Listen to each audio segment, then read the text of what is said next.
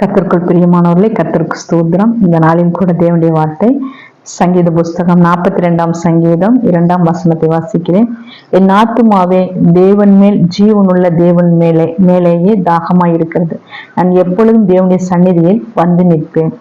இந்த நாளிலும் கூட ஆவியானுடைய சமூகத்துல தாவீது சொல்லுகிறார், என் ஆத்துமாவே தேவன் மேல் தாகமாய் இருக்கிறதா, ஜீவனுள்ள தேவன் மேல் தாகமாய் இருக்கிறது. நான் எப்பொழுதும் தேவனுடைய சந்நிதியில் நான் வந்து நிற்பேன். அந்த தாகம் ஒரு கர்த்தருடைய பிள்ளைகளுக்கு ஆண்டவர் மேல் இருக்கிற தாகம், அந்த அபிஷேகத்தின் வல்லமை, பிரசன்னம் நம்ம கூட இருக்கும் பொழுது எப்பொழுதுமே தேவ சன்னிதானில் வந்து நிற்பங்களாம். ஏன்னா அவர் சொல்ற காரியம் பாருங்க, ஆத்துமாட்ட சொல்றாரு, என் ஆத்துமாவேன்னு சொல்றாரு. என் ஆத்துமா கூட பேசுறாரு, என் ஆத்துமாவே ஜீவனுள்ள தேவன் மேல், என் தேவன் மேல் நான் தாகமாய் இருக்கிறேன். அதனால எப்பொழுதுமே அவர் பிரசனத்துக்குள்ள நான் வந்து நிற்பேங்கிறாரு. இன்னைக்கு நம்ம எத்தனை பிள்ளைகள் ஆண்டவர் மேல் தாகத்தோடு இருக்கிறோம்? நம்ம காலையில எழுந்து நம்மளுடைய அலுவலகத்தை பார்த்து, நம்மளுடைய காரியங்களை பார்த்து, நம்மளுடைய வேலைகளை செஞ்சுட்டு நம்ம எப்போ ஓடணும்னு அந்த காரியத்தை பார்க்குறோம். ஆனாலும் கர்த்தருக்காக கொஞ்ச நேரம் ஒதுக்க சொல்றாரு. ஆண்டவருக்காக அந்த பிரசனத்துக்குள்ள நினைய சொல்றாரு.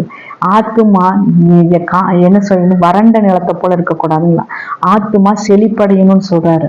நம்ம சரீரத்தை பார்த்தா நம்ம பார்க்கறக்கு அழகா இருக்கிறோம், நல்ல புஷ்டியா இருக்கோம்னு சொல்றோம். ஆத்துமா தொய்ந்து போகக்கூடாது. இந்த ஆத்துமா ஒரு கண்ணாடிங்களாமா. இந்த ஆத்துமாக்குள்ள ஒரு கவலை இருந்துச்சுன்னா அது முகத்தை அப்படியே பளிச்சுன்னு காமிச்சிருங்களாம். நம்ம சொல்ல வேண்டியதே இல்லை. இந்த ஆத்துமாக்கு நம்மளோட சரீரத்துல பலவீனமா இருந்ததுன்னா அப்படியே முகம் காமிச்சிரும். ஏன்னா இந்த ஆத்துமா என்ன செய்யணுங்களாம், புஷ்டி அடையணுங்களாமா. அதனால அவர் பிரசனத்துக்குள்ள நம்ம நினையணுமா. அப்படிதான் சொல்றாரு, எப்பொழுதும் தாகமா இருக்கிறேன், அவர் சந்நிதியில் வந்து நிற்கிறேன்னு சொல்றாரு.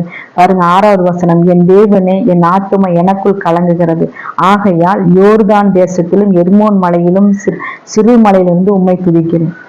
எந்த திசையில எந்த இடத்துல இருந்தாலும் என் ஆத்துமா கலக்கமா இருந்ததுன்னா நான் உண்மை நோக்கி துதிப்பேன் என்று சொல்லுகிறார்.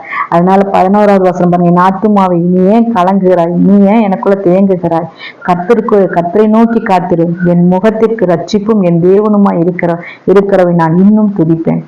என் ஆத்துமாவை ஏன் கலங்குற, ஏன் நீ கவலைப்படுற, அவரை நோக்கி காத்திருன்னு சொல்லி ஆத்துமாவுக்கு கட்டளையிடுகிறார். இன்றைக்கு பரிசுத்த தகப்பனோடு பேசுகிற அந்த ஆத்துமாவுக்கு நீங்க பார்த்து பேசுங்க, கலங்காத, கவலைப்படாத, ஏசப்பா என்னோடு இருக்கிறார், அவரோட பிரசன்னம் என்னை முழுவதும் நிரப்பி கொண்டிருக்கிறது சொல்லுங்க. கர்த்தர் உங்களை ஒவ்வொரு நாள் ஆசீர்வதிப்பார், ஆசீர்வாதத்தினால் உங்களை நிரப்புவார். கர்த்தர் கொடுத்த வார்த்தைக்கு